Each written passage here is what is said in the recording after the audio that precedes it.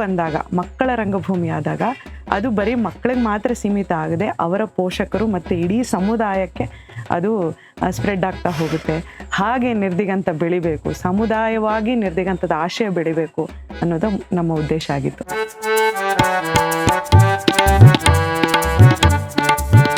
ನಿರ್ದಿಗಂತ ಬೇಸಿಗೆ ಶಿಬಿರ 2026 ಇದ್ರ ವಿಶೇಷ ಏನಪ್ಪಾ ಅಂದರೆ ಇದು 2ನೇ ಸತಿ ನಾವು ಮಾಡ್ತಿರುವಂಥ ಕ್ಯಾಂಪ್.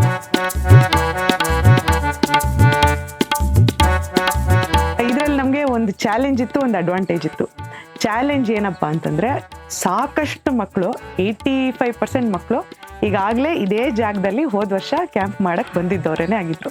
ಇದರಲ್ಲಿ ಅಡ್ವಾಂಟೇಜ್ ಏನಪ್ಪಾ ಅಂದರೆ ಆಗಲೇ ಆ ಮಕ್ಕಳಿಗೆ ವೇದಿಕೆ ಬಗ್ಗೆ ಪರಿಚಯ ಇತ್ತು, ನಾವು ಏನು ಮಾಡಿಸ್ತೀವಿ ಅನ್ನೋದು ಒಂದು ಐಡಿಯಾ ಇತ್ತು, ಏನೇನೆಲ್ಲ ಸಿಗುತ್ತೆ ಈ ಕ್ಯಾಂಪ್ನಲ್ಲಿ ಅನ್ನೋದ್ರದ್ದು ಪರಿಚಯ ಇರೋದ್ರಿಂದ ನಾವು ಎಲ್ಲವನ್ನು ಬಹಳ ಪ್ಲ್ಯಾಂಡ್ ಆಗಿ ಮಾಡಬೇಕಾಯ್ತು.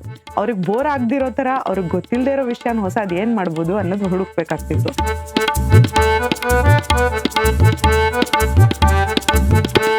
ನೆಕ್ಸ್ಟ್ ಲೆವೆಲ್ ತಯಾರಿ ಏನೇನಾಗಬೇಕಿತ್ತು ಅದರಲ್ಲಿ ಫಸ್ಟ್ ನಾವು ಅಂದ್ಕೊಂಡಿದ್ದು ನಾವು ನಿರ್ದಿಗಂತ ಲೈಬ್ರರಿಯನ್ನು ಪರಿಚಯ ಮಾಡಬೇಕು ಅಂತ. ಯಾಕೆಂದರೆ ನಿರ್ದಿಗಂತ ಮಕ್ಕಳ ರಂಗಭೂಮಿಗೆ ಮಾತ್ರ ಅಲ್ಲದೆ ಮಕ್ಕಳ ಸಾಹಿತ್ಯಕ್ಕೆ ಕೊಟ್ಟಿರುವಂಥ ಕೊಡುಗೆ ಅಪಾರ. ಮತ್ತು ಒಂದು ಪುಸ್ತಕ ಚೆನ್ನಾಗಿದೆಯೋ ಇಲ್ವೋ ಅನ್ನೋದಕ್ಕೆ ಅವ್ರದ್ದೇ ಮಾನದಂಡಗಳಿತ್ತು. ಕೆಲವು ಪುಸ್ತಕಗಳು ಹೇಗಿದೆ ಅಂದರೆ ಮಕ್ಕಳ ಸಾಹಿತ್ಯ ಇಲ್ಲಿ ಬರೀ ಚಿತ್ರಗಳಿದೆ, ಆ ಚಿತ್ರದಿಂದ ಒಬ್ಬೊಬ್ರಿಗೆ ಒಂದೊಂದು ಕತೆ ಸೃಷ್ಟಿಯಾಗೋಕೆ ಶುರುವಾಯಿತು. ಆಮೇಲೆ ಇನ್ನೂ ವಿಶೇಷ ಅಂದರೆ ಆ ಪುಸ್ತಕಗಳು ಒಂದೇ ಕತೆ ಪುಸ್ತಕ ಎಲ್ಲ ಭಾಷೆಯಲ್ಲೂ ಸಿಕ್ತಿತ್ತು ಅವರಿಗೆ.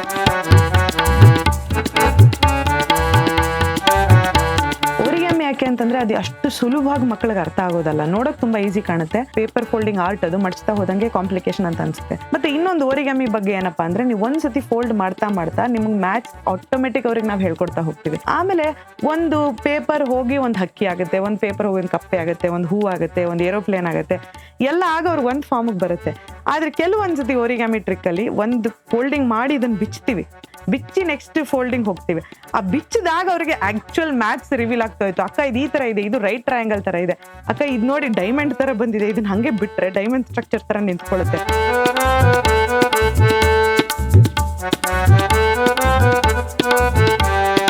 ಯಾವುದೇ ಮಗು ಇನ್ಸ್ಟೆಂಟ್ ಆಗಿ ಮಾಡುವಂತ ಒಂದು ಹ್ಯಾಂಡ್ ಮೇಡ್ ಕ್ಲಿಪ್ ಅನ್ನ ನಾವು ಹೇಳ್ಕೊಟ್ವಿ ಈ ಸತಿ. ನಮ್ಮ ಕೆಲವು ಶಿಕ್ಷಕರು ಮೇಡಮ್ ಇದು ಹೆಣ್ಮಕ್ಳಿಗಾಯ್ತು, ಗಂಡ್ ಮಕ್ಳಿಗೆ ಏನ್ ಮಾಡಿಸ್ತೀರಾ ಅಂತ ಕೇಳಿದ್ರು. ನಮ್ಮ ಆಶ್ಚರ್ಯಕ್ಕೆ ಹೆಣ್ಮಕ್ಳಿಗಿಂತ ಗಂಡ್ ಮಕ್ಳೇ ಬಹಳ ಉತ್ಸಾಹದಿಂದ ಅದ್ ಮಾಡಿದ್ರು. ಆಮೇಲೆ ಎಷ್ಟೊಂದ್ ಜನ ಮಾರನೇ ದಿನ ಬಂದ್ಬಿಟ್ಟು ಮ್ಯಾಮ್ ನಮ್ಮ ಅಮ್ಮಂಗೆ ಹೇಳ್ದೆ, ಮ್ಯಾಮ್ ಕಣ್ಮುಚ್ಕೊಂಡು ನಿಂಗೆ ಒಂದು ಸರ್ಪ್ರೈಸ್ ಕೊಟ್ಟಿದ್ದೀನಿ ಅಂತ. ಅವ್ರು ಕಣ್ಮುಚ್ಕೊಂಡ್ಮೇಲೆ ಇವ್ರು ಹೋಗಿ ಆ ಕ್ಲಿಪ್ ಹಾಕಿದಿರುತ್ತೆ. ಅದೆಲ್ಲ ಒಂಥರ ಮರೆಯಕ್ ಆಗದಿರೋ ಮೊಮೆಂಟ್ಸ್ ನಮ್ಗೆ ಕ್ಯಾಂಪಲ್ಲಿ ಸಿಕ್ಕಿದೆ. ಅಮ್ಮ ಬೇಕೇ ಬೇಕು ನಂಗೆ ಚಂದ್ರ ಆಡಕ್ಕೆ, ಇಲ್ಲ ಅಂದ್ರೆ ಬೀಳ್ತೀನಿ ನೋಡು ಈಗಲೇ ಅಂಗ್ಲಕ್ಕೆ. ಅಮ್ಮ ಬೇಕೇ ಬೇಕು ನಂಗೆ ಚಂದ್ರ ಆಡಕ್ಕೆ, ಇಲ್ಲ ಅಂದ್ರೆ ಬೀಳ್ತೀನಿ ನೋಡು ಈಗಲೇ ಅಂಗ್ಲಕ್ಕೆ. ಅಮ್ಮ ಬೇಕೇ ಬೇಕು ನಂಗೆ ಚಂದ್ರ ಆಡಕ್ಕೆ. ಪರಿಸರ ರಮೇಶ್ ಅವ್ರು ಬಂದು ಈ ಇಡೀ ನಿರ್ದಿಗಂತ ಕ್ಯಾಂಪಸ್ ಅಲ್ಲಿ ಯಾವ ಥರದ ಗಿಡಗಳಿದೆ, ಸೊಪ್ಪು ಸದೆ ಇದೆ, ಅದನ್ನ ಪರಿಚಯ ಮಾಡ್ಕೊಡೋದು ಅಂತ. ಸೊ ಬೇಸಿಕಲಿ ಒಂದು 10-15 ಹೆಸರುಗಳನ್ನ ಪಟ ಅಂತ ಹೇಳೋರು ಹಳ್ಳಿ ಮಕ್ಕಳೇನೆ.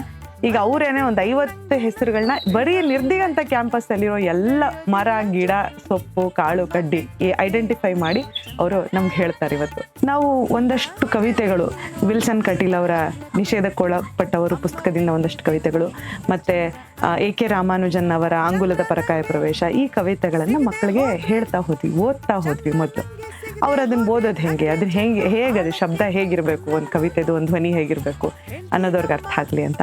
ಹಾಗೇನೆ ಯಾವುದೋ ಒಂದು ರೆಡಿ ಸ್ಕ್ರಿಪ್ಟ್ ತೊಗೊಂಡು ಅದ್ರಲ್ಲಿ ಆಲ್ರೆಡಿ ಡೈಲಾಗ್ ಇದೆ ಅದನ್ನ ಹಂಚ್ಬಿಡೋದು ಬೇಡ, ಒಂದಷ್ಟು ಕತೆಗಳನ್ನ ಹೇಳೋಣ, ಆ ಮಕ್ಳಿಗೆ ಏನೇನು ಹೊರಗೆ ಬರುತ್ತೆ ಅವ್ರ ಬಾಯಿಂದ ಅದನ್ನೇ ಡೈಲಾಗ್ ಮಾಡಿ ಕಟ್ಟೋಣ ಅಂಥೇಳಿ ಒಂದಷ್ಟು ಕತೆಗಳನ್ನ ಇಟ್ಕೊಂಡು ನಾವು ಆ ನಾಟಕ ಕಟ್ಟಿದ್ವಿ. ಹಾಗೆ ಈ ಕವಿತೆಗಳೇನಿದ್ವು ಅದನ್ನ ಒಂದು ಮ್ಯೂಸಿಕಲ್ ಆಗಿ ಮಾಡಿದ್ವಿ. ಸೂರ್ಯಶಾಮನಿಗೆ ಚಂದ್ರಮುಖಿಯನ್ನೇ. ಆಮೇಲೆ ಮೇಜರ್ ಆಗಿ ನಮಗೆ ಈ ಸತಿ ನಿರ್ದಿಗಂತ ಸಮುದಾಯದತ್ತ ಹೋಗಬೇಕು ಅನ್ನೋ ಕಾರಣಕ್ಕೆ ನಾವು ಯಾರ್ಯಾರು ನಿರ್ದಿಗಂತದಲ್ಲಿದ್ದೀವಿ ನಾವೆಲ್ಲರೂ ಒಳಗೊಂಡಂಗೆ ಒಂದು ನಾಟಕ ಮಾಡೋಣ ಅಂತ ಯೋಚನೆ ಇತ್ತು.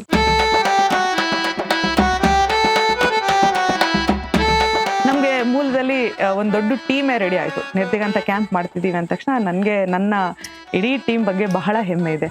ಆ ಟೀಮ್ನಲ್ಲಿ ಗೇಟ್ ಹತ್ರ ನಿಂತ್ಕೊಳ್ಳುವಂಥ ವಿವೇಕಣ್ಣನಿಂದ ಹಿಡಿದು ಎಲ್ಲರೂ ಇದ್ದಾರೆ. ನಮ್ಮ ಸ್ಟೇಜ್ ಮೇಲೆ ಬರುವಂಥ ಕಲಾವಿದರವರೆಗೂ ಎಲ್ಲರೂ ಇದ್ದೀವಿ.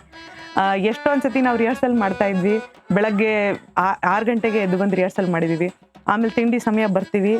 ನಾಗಣ್ಣನೂ ಅಡುಗೆ ಮಾಡೋ ಬದಲು ಅವರು ನಮ್ಮ ಜೊತೆನೇ ಅಲ್ಲೇ ನಿಂತಿರ್ತಿದ್ರು. ಬಟ್ ವಾಪಸ್ ಬಂದ ತಕ್ಷಣ ಅವ್ರು ಅಲ್ಲಿ ತಿಂಡಿ ರೆಡಿ ಇರೋದು ಹೇಗೆ ಅಂತ ಗೊತ್ತಿಲ್ಲ ನನಗೆ. ಆಶಕ್ಕ ಅವರು ನಾಗಣ್ಣ ಅವ್ರು ಇರ್ತಿದ್ರು, ತಿಂಡಿ ರೆಡಿ ಇಟ್ಬಿಡೋದು. ಆಮೇಲೆ ನಮ್ಗೆ ಏನೇ ಬೇಕು ಅಂತ ಅನ್ಸಿದ್ದು ನಾವು ಮನ್ಸಲ್ಲಿ ಏನೋ ಅನ್ಕೋತೀವಿ, ಈ ಸ್ಪೇಸ್ ಚೆನ್ನಾಗಿದೆ ಅಥವಾ ಅಲ್ಲೇನೋ ಒಂಚೂರು ನೀಟ್ ಆಗಬೇಕಲ್ಲ ಅಂತ ನನ್ನ ಮನ್ಸಲ್ಲಿ ಅನ್ಸಿದ್ದು ಆಗಲೇ ಆದರ್ಶ್ ಅಣ್ಣ ಅವ್ರು ಬಂದು ಅದನ್ನೆಲ್ಲ ರೆಡಿ ಮಾಡಿಸಿ ನಮಗೆ ಕೊಟ್ಬಿಡೋರು. ಅವರು ನಾಟಕ ಮಾಡ್ತಿದ್ರು, ಅವ್ರ ಕೆಲಸನೂ ಮಾಡ್ತಾಯಿದ್ರು. ಇನ್ಯಾವುದು ಬೆಸ್ಟ್ ಆಫ್ ವೇಸ್ಟ್ ಎಲ್ಲ ವೇಸ್ಟ್ ಮೆಟೀರಿಯಲ್ನ ಇಟ್ಕೊಂಡು ಏನೋ ಕಟ್ಟಬೇಕು ಅಂತಂದಾಗ ಅಲ್ಲಿ ಆದಷ್ಟು ಅಲ್ಲಿ ಗಲಾಟೆಗಳೇ ಆಗ್ತಿರುತ್ತೆ ಮಕ್ಳ ಮಧ್ಯೆ. ಬಟ್ ಅಲ್ಲಿ ಏನೋ ಒಂದು ಯಾವುದೋ ಇಂಟ್ರೆಸ್ಟಿಂಗ್ ಅಂತ ಅನ್ನಿಸ್ದಾಗ ಒಂದು ಫೋಟೋ ತೆಗಿಬೇಕಲ್ಲ ಅಂದ ತಕ್ಷಣ ಕಿರಣ್ ಅವರು ಅಲ್ಲಿ ರೆಡಿ ಇರೋರು, ಪ್ರತ್ಯಕ್ಷ ಇದ್ಬಿಟ್ಟಿರೋರು ಆಗಲೇ ಕ್ಯಾಮ್ರಾ ಇಟ್ಕೊಂಡು. ನೋಬಿನ್ ಅವ್ರು ಟಕ್ ಅಂತ ಎಡಿಟ್ ಮಾಡಿಕೊಡೋರು ನಮಗೆ. ದಚ್ಚು ಇರ್ತಿದ್ರು ಮತ್ತು ಬಾಕಿ ಹುಡುಗರು ಇರ್ತಿದ್ರು, ಅವ್ರು ಎಲ್ಲನೂ ಕೆಲಸ ಮಾಡಿಕೊಡೋರು. ಹಾಗೆ ನನ್ನ ಜೊತೆ ಈ 3 ಜನ ಶಿಕ್ಷಕರು, ಅವರು 3 ಜನ 3 ವಿಭಿನ್ನವಾಗಿ ಕೆಲಸ ಮಾಡ್ತಾ ಇದ್ದಾರೆ. ಯಾಕೆಂದರೆ ಶಶಿಕಲಾ ಮೇಡಮ್ ಮಕ್ಕಳಾಗಿ ಕೆಲಸ ಮಾಡಿದ್ದಾರೆ. ಶ್ಯಾಮಲಾ ಮೇಡಮ್ ಭಾಳ ಸ್ಟ್ರಿಕ್ಟಾಗಿ ದೊಡ್ಡ ಮಕ್ಕಳನ್ನ ಹ್ಯಾಂಡಲ್ ಮಾಡ್ತಾ ಇದ್ದಾರೆ. ಚಾಂದಿನಿ ಆ ದೊಡ್ಡ ಮಕ್ಳಿಗೂ ಚಿಕ್ಕ ಮಕ್ಕಳು ಬ್ಲೆಂಡ್ ಮಾಡೋ ಥರದ್ದು ಕೆಲಸ ಮಾಡ್ತಾ ಇದ್ದಾರೆ. ಸೊ ಅವರು ನನಗೆ ಬಹಳ ಒತ್ತಾಸೆಯಾಗಿ ನಿಂತ್ಕೊಂಡ್ರು. ಅದಲ್ದೇ ನಮಗೆ ಈ ಶಿಕ್ಷಕರು ಯಾವಾಗ ಏನೇನು ಸ್ವ್ಯಾಪ್ ಮಾಡಬೇಕು, ಅವ್ರು ಊಟಕ್ಕೆ ಹೋದಾಗ ಇನ್ನೇನೋ ಎಮರ್ಜೆನ್ಸಿ ಬೇಕು ಅಥವಾ ಓವರ್ ಆಲ್ ಯಾವುದೋ ಒಂದು ಕೆಲಸ ಆಗ್ತಿಲ್ಲ, ಇನ್ನೆಲ್ಲೋ ಏನೋ ಕೇಳಬೇಕು ನಾವು ಅಂತಂದಾಗ ನಮ್ಮ CK ಅವರಿದ್ದರು, ನಮ್ಮ ಮಹಾಂತೇಶ್ ಬೆಳ್ಳಿ ಅವರಿದ್ದರು, ಮತ್ತು ಗೀತಾ ಅವರಿದ್ದರು. ಅವರು ಓವರ್ ಆಲ್ ಏನೇ ಬೇಕಿದ್ರು ಟಕ್ ಅಂತ ಪ್ರತ್ಯಕ್ಷ ಆಗೋರು. ಮ್ಯೂಸಿಕ್ ಸೆಟಪ್ ಆಗಬೇಕು ಅಥವಾ ಥೀಮ್ಯಾಟಿಕ್ ಮ್ಯೂಸಿಕ್ ಏನು ಬೇಕು, ರಾತ್ರಿ ಎಲ್ಲ ಕೂತ್ಕೊಂಡು ಮಕ್ಕಳ ಧ್ವನಿನೂ ಹಾಕೊಂಡು ಬಂದು ಇಲ್ಲಿ ಕೆಲಸ ಮಾಡಿ. ಸೊ ಎಲ್ರಿಗೂ ನಾನು ಆಭಾರಿಯಾಗಿದ್ದೀನಿ. ಕಡೆ ದಿನಗಳಲ್ಲಂತೂ ನಾವು ಕಣ್ಣು ಮುಚ್ಚಿ ನಿದ್ದೆ ಮಾಡ್ತಿದ್ರು, ಬಹುಶಃ ಮಕ್ಕಳದೇ ಧ್ಯಾನ ಮಾಡ್ತಿದ್ದೀವೇನೋ. ಅಷ್ಟು ಜವಾಬ್ದಾರಿಯಿಂದ ಇಡೀ ಟೀಮ್ ಆಗಿ ಇದನ್ನು ಈ ಸತಿ ನಡ್ಸ್ಕೊಂಡು ಹೋಗಿದ್ವಿ.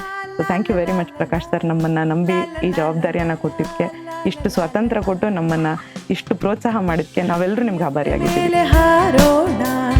ಕನಸಿನ ಹಾದಿಯಲ್ಲಿ ಸಾಗೋಣ, ಪುಟ್ಟ ಹಕ್ಕಿಯಂತೆ ಮೇಲೆ ಹಾರೋಣ, ಕನಸಿನ ಹಾದಿಯಲ್ಲಿ ಸಾಗೋಣ, ಒಟ್ಟಾಗಿ ಕೈ ಹಿಡಿದು ಹೊಸ ಗಗನ ಕಟ್ಟೋಣ, ನಿರ್ದಿಗಂತವಾಗಿ ನಾವು ಏರೋಣ, ನಗು ನಗುತ್ತಾ ದೃಢತೆಯಿಂದ ಮುನ್ನುಗ್ಗುವ, ಅಂತ್ಯವಿಲ್ಲದ ಊರಿಗೆ ಲಗ್ಗೆ ಹಾಕುವ, ನಿರ್ದಿಗಂತವಾಗಿ ಏರಿ ಬೆಳಕ ಮುಟ್ಟುವ, ಹೇ ಪುಟ್ಟ ಹಕ್ಕಿಯಂತೆ ಮೇಲೆ ಹಾರೋಣ, ಕನಸಿನ ಹಾದಿಯಲ್ಲಿ ಸಾಗೋಣ.